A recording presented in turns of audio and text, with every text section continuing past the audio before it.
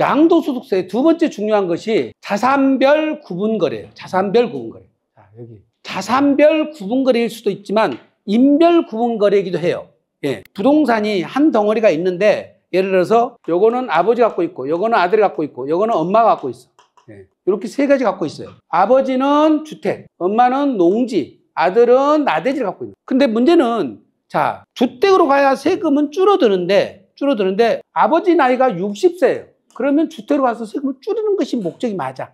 근데 아버지 나이가 95세예요. 그럼 어떻게 돼요? 세금 줄이는 것도 중요하지만 상속세가 더 문제예요. 그러니까 아들이 최대로 돈을 많이 가져가야 상속세를 줄일 수 있는 거예요. 그러니까 지금 현재 자산 구분을 할 때 당해 자산의 양도소득세도 중요하지만 향후 발생하는 증여세와 상속세까지 결합시켜서 우리가 판단을 해줘야 돼요. 여러분이 조금이라도 그거를 파시는 분의 입장을 아셔야 된다니까. 60대, 50대, 40대 판다. 그러면 아버지가 많이 가져가도 괜찮겠네. 85세, 90세 되는데 건강이 안 좋으셔가지고 중환자실에 누워 계세요. 그럼 어떻게 돼요? 아버지 걸 줄여야 된다고, 어머니 걸 무조건. 그래서 이걸 감안해야 되는데 문제는 뭐냐면 자산별 구분거래, 인별 구분거래를 정해주지 않으면 인위적으로 조작을 할 수가 있다는 거죠. 왜? 한번 보세요. 이거는 주택인데 주택으로 많이 가져가면 비과세가 많이 커질 것이고 농지로 더 갖고 오면 감면이 될 거고 나대지를 축소시켜버리면 비상목토지에서 빠질 거라는 거지. 첫째, 구분해서 거래를 하는 것을 원칙으로 한다. 구분거래가 원칙이에요. 근데 두 번째는 구분거래를 안 했거나 구분거래를 안 했을 수도 있잖아요. 불분명한 경우가 있거나 또는 30% 룰이 있어. 30%. 구분거래를 안 하거나 30% 룰을 벗어나면 어쩐다? 요거는 구분거래가 안 된 걸로 본다. 그래서 어떤 방식으로 가냐면 감정가액, 기준시가, 장부가액, 취득가액 요 순서대로 안분이 들어가는 거예요. 일반적으로는 토지, 건물, 또 자산별 다 부동산이 대부분이 되니까 감정가액이 존재 않으면 기준시가로 먼저 기준시가로 안분을 해야 되는 거예요. 기준시가 안분 금액이 30% 그 룰을 벗어나면 어쩐다? 인정 안 한다고 그랬죠. 주택가액을 30% 아니라 40%가 넘게 잡아놨어. 그럼 어쩐다? 이거 부인해버리고 30% 기준시가 룰로 가버리는 거예요. 그러니까 많이 올린다고 해서 유리한 거 아니죠. 자, 근데 통상적으로 기준시가를 잡을 때 주택이 일반 다른 토지보다 부동산보다 낮게 잡혀 있어요. 주택은 공동주택과 개별주택 모두 토지 건물을 일괄고시를 하죠. 일괄고시를 하는데 그게 다른 상업용 건물이라든지 그냥 나대지보다 낮게 고시가 되어 있다. 낮게 고시가 되어 있는 이유는 뭐예요? 주택에 대한 세금을 조금 줄여주려고 한 거예요. 그러니까 세제 혜택 주려고 해놨는데 양도소득세에서는 주택이 비과세가 된 경우가 많잖아요. 그 주택을 낮춰버리니까 오히려 이게 우리는 불리해지는 거죠. 그때는 이게 불리하게 됐을 때는 기준시가보다 먼저 적용한 게 뭐예요? 감정가잖아요. 감정가액이 존재하면 기준시가를 안 하는 거예요. 감정가액이 없을 때 기준시가를 하는 거예요. 그러니까 기준시가를 하는 것보다 감정을 해가지고 30% 룰까지 가는 거지. 30% 넘으면 안 되지만 감정가액 기준금을 만들어서 28%까지 주택가액을 끌어올릴 수 있죠. 최대한 끌어올릴 수 있어. 그러니까 여러분이 매매계약서 쓰실 때 이런 혼합거래가 발생하면 세무사님하고 상담을 받으시라고 그래요. 신고 들어갈 때는 그 계약서를 쓰셔야 돼요. 이거는 나중에 추후 구분거래로 다시 계약서를 제작한다. 그걸 쓰셔놓고 그걸 세무사님이 기준시가 안분 들어간 것도 별 상관이 없으면 그대로 하시는 거고 만약에 감정가액을 했더니 감정가액이 더 유리하더라 그러면 감정평가를 받아서 안분 들어가는 것이 훨씬 유리해져요. 지금 이렇게 된 구분거래도 있지만 1층은 건설, 2층은 주택이에요. 자, 근데 우리가 건물이 똑같이 올라갔으면 부수 토지 면적 똑같잖아요, 지금. 그러면 기준시가가 똑같아야 동일해야 되는데 1층 건생이 보통 55% 잡히고요. 2층 주택이 45% 정도 이렇게 낮아요, 비율이. 그러니까 주택이 더 작아져 버리니까 비과세가 더 줄어들어 버리죠. 근데 우리가 이것을 근거로 금액을 조절할 수 있어요. 그냥 50대 50 이렇게 써도 30% 범위를 안 벗어나는 게 상관없죠. 구분거래만 하시면 돼. 반대로 요걸 45% 하고 여러분 55% 써도 상관없어요. 30% 룰을 어기지 않았으니까. 30%를 우리가 활용한다는 거죠. 작은 금액 기준으로 30%가 안 넘어가면 돼요. 근데 이거를 했더니 감정을 했더니 오히려 주택이 더 많이 나와버렸어. 그러면 그걸 기준으로 30%를 또 다시 만들 수 있다는 거잖아요. 그래서 이 거래가액에 따라서 비과세 범위가 달라져 버리기 때문에 기준시가만 갖고 하려고 하지 말고 감정가액을 활용하라는 뜻이고 생각 없이 이 금액을 안분을 했는데 안 맞아버리면 기준시가로 안분해서 가버린다고 그랬잖아요. 여기서 문제가 되는 것은 아까 자산별 구분거래는 그냥 자산별로 제대로 쫓아가면 돼. 건물을 낮게 하고 토지를 높게 했으면 그거를 30% 룰로 위반했다고 해가지고 토지와 건물의 정상가격으로 가면 끝이에요. 그거는 자산별로는. 근데 문제는 인별 구분 거래에 문제가 생기면, 자, 아버지한테 많이 가야 되는데 아들한테 왕창 줘버렸어. 아버지가 덜 가져가고. 그러면 어떤 일이 벌어지냐? 아버지가 60억 가져가야 되고 아들이 40억 가져가야 되는데 반대로 아들이 60억 가져가고 아버지가 40억만 가져갔어. 그러면 어떻게 돼요? 아버지가 20억을 아들한테 증여금으로 봐버리는 거예요. 증여세가 가서 돼요. 신중하게 하셔야 돼요. 대신 아버지는 부당하게 걸려버려요. 양쪽으로 세금 맞아버려요. 큰일 납니다. 여러분들이 손대면 안 돼. 세무사님들이 요거를 신중히 손대야 되거든요. 인별로 달리 거래할 때는 건별로 계약서를 따로따로 써야 되고 거기 합리적인 이유가 돼야 돼. 자, 땅이 있는데 아들 땅은 요렇게 있어요. 아버지 땅은 요렇게 있어. 그러면 코너하고 옆에 땅하고 기준시가는 별 차이 안 나지만 실제 거래를 시세대로 한다면 2배 차이 날 수 있죠. 그렇게 2배 차이 나서 2배로 가격을 매겼어. 실제대로 한다면 2배 차이 난다니까. 근데 우리는 실제 시세대로 했다가 하더라도 근거 없이 해버리면 기준시가로 가버리니까 이때는 감정을 해서야 돼요. 감정가에서 이게 2배가 차이 나도 감정에서는 아무 문제가 없거든요. 그러니까 이런 현상들이 일어날 수가 있다는 겁니다.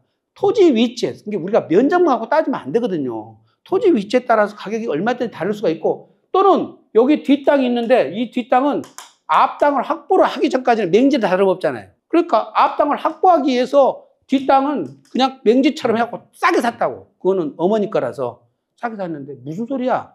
공시지가는 요거나 요거나 큰 차이가 없거든요. 그래서 현 토지 형상에 따라서 가격 차이가 나기 때문에 여러분들은 시세를 잘 아니까 요 정도 차이는 괜찮아. 그거는 여러분들 생각이에요. 우리 세법에서는 그걸 안 돼. 딱 기준과 원칙대로만 가는 거예요. 기준시가로 안 되면 감정가로 가야 된다. 그래서 그거는 세무사님들 영역이니까 여러분이 요런 걸 잘 보시고 양도소득세에 영향을 미치구나 하는 것을 아시고 구분거래를 꼭 하셔야 돼. 제일 중요한 거는 이제 이렇게 기준시가가 있으면 그나마 기준시가 다 할 수가 있어요. 근데 모텔 같은 거 거래할 때는 어떻게 돼? 토지와 건물과 직기부품 따로따로 거래를 한다고. 직기부품을 우리가 마음대로 잡으면 안 돼요. 마음대로 잡으면 안 돼요. 그때는 이런 경우는 감정평가를 해서 정확하게 감정가격을 만들어내서 그 비율대로 안분을 시켜야 돼요. 그 비율대로. 예. 그래서 임의를 하면 안 된다. 예를 들어서 과수를 판다. 그러면 과수목이 들어가 있어. 근데 그 과수목이 한 주당 30만 원짜리야. 그러면 우리 마음대로 30만 원 평가하면 안 돼요. 감정평가를 해서 가격을 넣어줘야 됩니다.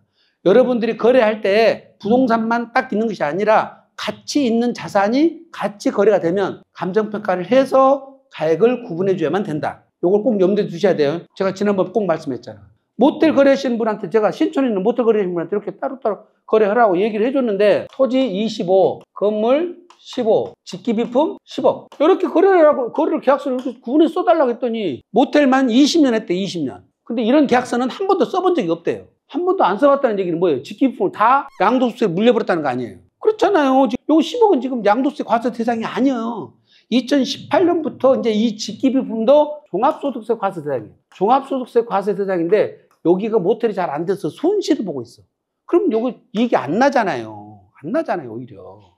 경우에 따라서 분리해서 거래하는 것이 불리할 수도 있어요. 살 때도 나 직기부품 다 계약서 들어왔어. 살 때도. 그런데 지금 감가상각을 하다 보니까 직기부품 뚝 내려갔단 말이지. 그 다음에 부동산의 경우에는 장기 보유 특별공제라는 게 있어. 근데 장기 보유 특별공제를 못 받아. 이런 케이스에서는 오히려 한꺼번에 거래하는 것이 유리할 수도 있어요. 원룸 같은 거 오피스텔 거래할 때 다 우리가 빌트인 다 들어가 있잖아요. 거기 직기부품 다 들어가 있잖아요, 사실은. 그거 그냥 빼고 거래 쉽지 않고 다 일괄로 거래하잖아요. 살 때도 그렇고 팔 때도 그렇고. 그런 거는 구분거래 굳이 안 해도 돼. 살 때 다 들어왔으니까 우리한테. 근데 이거는 만약에 살 때 만약에 구분해서 장부가 되어 있었다면 팔 때도 구분해서 거래하는 것이 유리합니다. 훨씬. 그래서 이런 거래는 여러분들이 어떻게 써야 될 것인지 담당 세무사님하고 잠깐 상의를 하신 다음에 기록을 하시는 게 좋을 것 같습니다. 참고로 토지가 있고 건물이 있어요. 자, 토지가 있고 건물인데 100억짜리를 거래해. 100억짜리를. 근데 토지를 100억, 건물을 빵! 이렇게 거래했다. 원래는 기준대로 하면 70억, 30억 이렇게 거래를 해야 맞아. 근데 문제는 시행을 하시는 분들이 건물을 사가지고 이게 멸실이 들어가잖아요. 멸실이 들어가 버리면 여기에 따른 부가세 3억이 멸실이 들어가면 토지의 자본적 지출로 가버려. 이 건물 가액은 토지의 자본적 지출로 가버리면 매입세 공제가 안 돼버려 이게. 부가세는 물어주는데 매입세 공제가 안 되고 필요경비로만 들어가는 거예요. 부가세만큼 손해나죠. 그래서 손해나는 것을 막으려고 짜는 고안하는 방법이 토지로 다가가고 여기는 빵으로 잡는 거예요. 빵으로 잡았더니 국세청에서 처음에는 무슨 소리야? 건물을 빵으로 잡았어? 그래서 부인하고 이렇게 과세를 했어요. 이렇게 과세를 한 거예요. 근데 이 사람 입장에서는 건물이라는 것이 내가 사서 그대로 사용한다면 가치 있는 거지만 멸시를 하고 새로 시행사업을 한다면 이거는 가치가 있는 게 아니라 장애물이죠. 철거 비용만 돈만 들어가는 거예요. 그러니까 나는 빵으로 했다 이렇게 주장을 하니까 법원에서 봤을 때 누구 말이 더 옳아요? 합리적이에요? 납세자가 더 합리적이잖아. 국세청보다. 그래서 국세청한테 무슨 소리야? 그럼 여기 빵 맞네. 요거는 인정해줘. 그래서 법이 바뀌어 있어요. 지금은 법이 바뀌어 있어요. 그런데 소득세법, 양도소득은 이렇게 거래가 되면 필요금을 안 털어준다는 애교가 있었어요. 옛날에는. 지금은 다 풀려서 만약에 토지와 건물을 이렇게 거래했더라도 우리 소득세법에서는 이런 거래가 존재하지 않아요. 무조건 어디로 가라? 이렇게 가는 거예요. 30억, 70억으로. 그러니까 부가세법에서 거래가액은 100억 빵인데 소득세법상 거래가액은 30억, 70억으로 거래가 되는 거예요. 그래서 건물에 대한 필요금을 다 인정을 해주고 토지에 대한 필요금도 다 똑같이 인정해준다. 예, 그거는 한꺼번에 다 인정이 되고 있어요. 토지 건물 가격이 불분명한 경우 가액 적용 순서. 감정가액이 있으면 감정가액으로 하고, 예, 감정가액이 없는 경우는 기준시가가 모두 있으면 기준시가를 먼저 가지고 오고, 기준시가가 모두 없거나 일부가 없는 경우는 어떻게 한다? 장부가액과 취득가액으로 간다. 그것도 저것도 없으면 국세청장이 지정하는 방법이 있어요. 예, 여기까지는 보통 안 갑니다. 여러분들한테는. 이게 그런 내용이 있다는 것만 아시고 이거는 세무사님이랑 상의를 하시는 게 좋겠습니다 하고 보내시면 될 것 같아. 문제는 양도 차익과 양도 차손은 통산하는 거예요. 그러니까 양도 차익이 나면 같은 해 부동산 팔면 불리하죠. 합산되니까. 근데 하나는 양도 차익 났어, 하나는 양도 차손 났어. 그때는 같은 해에서만 통산되잖아요. 이월이 안 되니까. 그쵸? 자, 문제는 차손은 비과세에서 발생했어. 비과세 대상 자산에서 양도 차손이 발생했다면 통산을 해주느냐, 안 해주느냐, 이 문제예요. 이 문제인데, A 부동산과 B 부동산이 있었는데, 요거는 차익이 났고, 예, 요거는 차손이 났다면, 근데 여기에 비과세했다는 거죠. 여기에 비과세 대상이라고 하죠. 예, 요 차손이 차익에서 빼먹으니까, 차감돼 버리니까, 요 놈은 비과세는 비과세일 뿐이니까, 비과세는 과세가 아니잖아요? 그러니까 요거는 통산이 안 된다는 거잖아요. 논리가. 어쩐다? 요놈 차익만 순수하게 과세를 하라는 거예요. 그래서 양도소득 금액이 많아지도록 만들어 놨는데, 문제는 하나의 건물에서 상가는 과세, 주택은 비과세인데 주택에서 차손이 남은 거예요. 건물 전체로 보면은 주택과 상가를 합해서 차익을 따져야 되는데 상가 부분은 차익이 나고 주택은 차손이 났는데 이거는 통산이 될 거냐 안 될 거냐 이 문제거든요. 별개의 건물이라면 상관은 모르지만은 일괄로 양도했을 경우에는 통산을 하라. 이게 대부분의 판단이에요. 통산을 해줍니다. 이거는.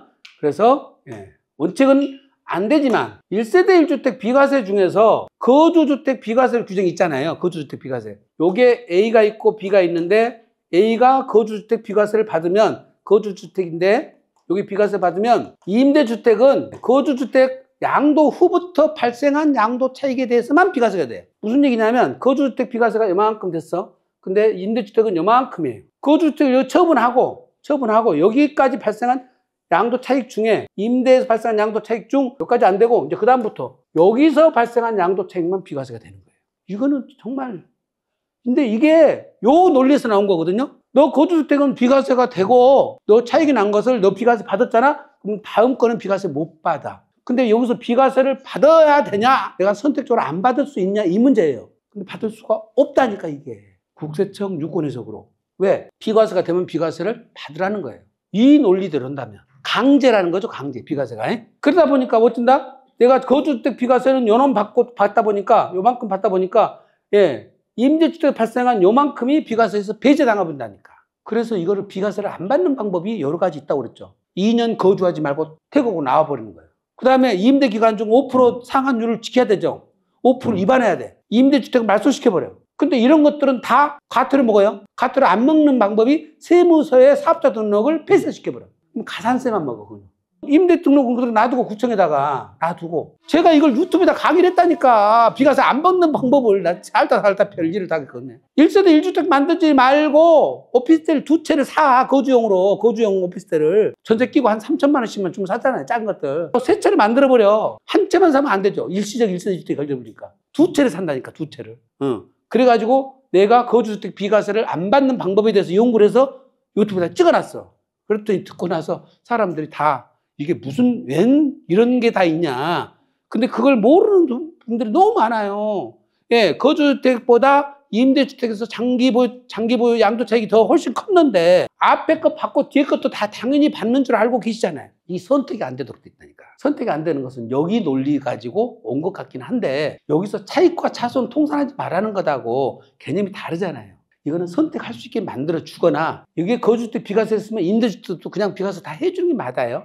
자, 여기서 그럼 장기보유 특별공제는 여기서 비과세는 안 해줬어요. 비과세는. 근데 내가 거주주택 여기 임대주택이 거주주택 팔고 내가 임대주택에서 거주를 했어. 그럼 비과세가 되죠? 비과세 되는 대상 소득은 요만큼인데 장기보유 특별공제는 어떻게 해줄 것이냐 이 문제예요. 내가 여기서 10년을 살았어. 그러면 장특공제는 요 전체에 대해서 장특공제를 해주는 거예요. 비과세는 비록 안 해주지만 장특공제는 다 해주는 거예요. 그러니까 내가 만약에 10년을 살 계획이라면 80% 장특공제를 받을 수가 있거나 또는 임대기간 중 조특법 97조 3에 적용돼서 50% 70%짜리 장특공제가 되면 그 장특공제는 보유기간, 임대기간에 발생한 거 다 해준다. 비과세만 여기서부터 해주니까 두 가지를 같이 보셔야 돼요. 무조건 임대주택은 안 해준다가 아니라 내가 거기서 10년 거주해버리면 80%가 장특공제가 되니까 과세 소득이 얼마 안 되죠. 그렇게 하면 유리하게 만들 수가 있죠.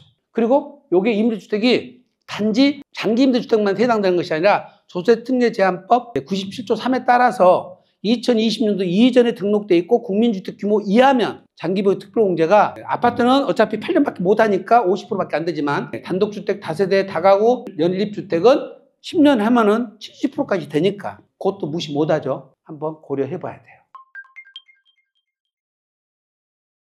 양도차익 결정 원칙 아까 다 설명한 거예요. 이거는 양도가액이 실가하면 취득가액도 실가로 간다. 그 다음에 양도가액 기준시가하면 취득가도 기준시가로 가는데 이제 이것이 실지거래가 신고를 해놨는데 허위 신고됐을 때는 당연히 허위로 신고했으면 조사된 확인된 실가로 가겠죠. 이것도 만약에 부당해가지고 확인이 안 된다고 매매사례가액 감정가로 간다 이 뜻인데 그냥 여기는 정상적으로 신고 안 한 사람들 얘기예요. 우리끼리 정상적으로 신고한 사람들은 여기 볼 필요 없어. 허위로 신고했다면 어떻게 할 것이냐. 조사 안 받았다면 그냥 넘어가지만 조사 받았다고 한다면 확인된 조사 금액대로 한다. 실지거래가액 신고를 하시면 내가 어디에 사냐가 굉장히 중요해요. 무슨 얘기냐면 내가 다가구 주택을 팔았어. 근데 20억짜리를 팔았어. 강남구 삼성동에 살아. 조사받을 가능성 5%. 없다고는 아니고 5%. 한 40억짜리 팔아야 조사받을 가능성 한 20%. 70억짜리 팔아야 한 50% 넘어가. 근데 홍성세무서 관내에 내가 다가구 주택을 10억짜리 팔았다. 조사받을 가능성 95%. 100% 없어요. 95%.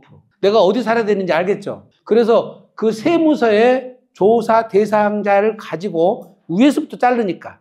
그렇죠? 양도 차익이 크거나 그리고 100억 넘어가면 지방청 조사분이에요. 그래서 금액 큰 것부터 조사를 하고 그다음에 누적 관리를 해요. 작은 것들 막 팔면은 놔둬버려 그냥. 10억, 20억짜리 그냥 놔둬. 처리할 시간도 없어. 그래서 실제 거래 가액 중 10%에서 15% 정도가 조사 대상이 된다. 그러니까 내가 사는 곳이 대충 이 동네에서는 10%에 15%면 내가 걸리겠다 안 걸리겠다 대충 감이 오죠. 용산이다. 20억짜리 용산도 쳐다볼 시간도 없어. 용산도 마찬가지. 그러니까 내가 또 어디 성북세무서, 성북세무서도 굉장히 세요. 도봉세무서 이런 데가 문제야. 강북세무서, 도봉세무서. 요거는 20억짜리도 조사받을 가능성이 커. 그러니까 그 동네가 부천이 많다 그러면 아무래도 큰 것들이 그냥 걸러진다는 거죠.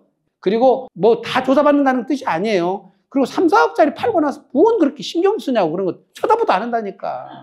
쳐다보도 안 해요. 그냥 막 이거 조사가 나옵니까 안 나옵니까 막 해서 조사 나올 틈도 없어. 100억짜리 200억짜리 팔았는데 그거를 막 돈을 또 증여해버리네. 근데 뭐라고 했어? 양도가액이 분명하지만 그 돈이 어디로 흘러들어간까지 조사를 해요. 그러니까 사전증여까지 다 조사가 받는다는 걸 알아야 되는데 고액의 부동산, 특히 고령자가 고액의 부동산을 처분하면 자금 사용처 조사를 나가. 할아버지 돈 어디다 쓰셨어요? 친절하게. 근데 통장에 돈이 들어있어서 이자가 따박따박 얼마씩 나오던 이자가 갑자기 이자가 줄어. 세무서에서 딱 보니까 줄었어. 그럼 그 돈이 빠져나갔다는 거잖아요. 그럼 어디로 빠져나갔을까 하고 봤더니 뭔가 부동산을 샀어야 되는데 부동산 산 거 없어. 주식 산 거 없어. 그럼 그 돈 어디로 갔어? 자녀들한테 갔을 가능성이 높죠. 그때 자금 출처 조사를 하는 거예요. 어떻게 썼다는 것을 입증이 안 되게 잘 어떻게 해보시든지 해야 되는데 돈 빼가지고 1억짜리, 2억짜리 수표 어떤 양반은 10억짜리 한 장 뺐어, 한 장. 빼갖고 큰아들한테 주고 10억짜리, 7억짜리 빼갖고 둘째 아들 주고 그래서 할아버지 뭔 큰 돈을 이렇게 주셨어요. 평생 이런 돈을 이제 만져보았어요. 그래서 큰 돈 뽑아가지고 한 장으로 다 끝내버렸더라고요. 세무조사도 아주 간단하죠. 간단해요. 네. 근데 이제 이렇게 사전증이 했으면 또 10년은 사셔야 되는데 막판에 8년, 9년 만에 돌아가시네. 환장해버려요. 안 되는 집안은 건다니까. 돌아가시면 어떻게? 양도세 받고, 증여세 받고, 상속세 받고, 그래갖고 70%가 나간다니까. 거짓말이 아니라니까. 이게 더 중요해요. 이게 더 중요해요. 여러분들한테는. 예, 고령자가 고액의 부동산을 처분했을 때 자금이 어떻게 사용되는지를 꼭 확인하셔야 돼요. 꼭. 사생활처럼 물어보셔야 돼요. 예, 왜 그냥 세금 때문에 꼭 알려줘. 이거는 그러면 세무사님한테 상담 받으시라고 안내를 해주셔야 돼요. 그래서 계약서 쓰기 전에 그러면 사전증여가 플랜이 필요할 수 있어요. 팔아서 양도 후에 돈으로 현금으로 증여할 바에는 차라리 부동산을 증여해서 양도하는 것이 훨씬 세금이 줄어들 수가 있어요. 근데 그 시뮬레이션은 어떻게 짜냐에 따라 달라져요. 어떻게 짜냐에 따라서 이거는 경험이 많으신 분한테 가서 짜야 돼요. 그냥 짜고는 안 돼요. 그래서 그걸 절세 플랜을 짜시라는 거예요. 어차피 얘는 양도소득세 갖고 사전증여해서 세금을 더 줄일 수도 있어요. 그래서 꼭 절세 플랜을 짠 다음에 매각을 하시도록 하셔야 돼요. 하다 보니까 벌써 1시간 지났어요. 오늘 못 오면 또 다음에 하면 되는 거 아니야? 10분간 쉬었다 할까요? 네.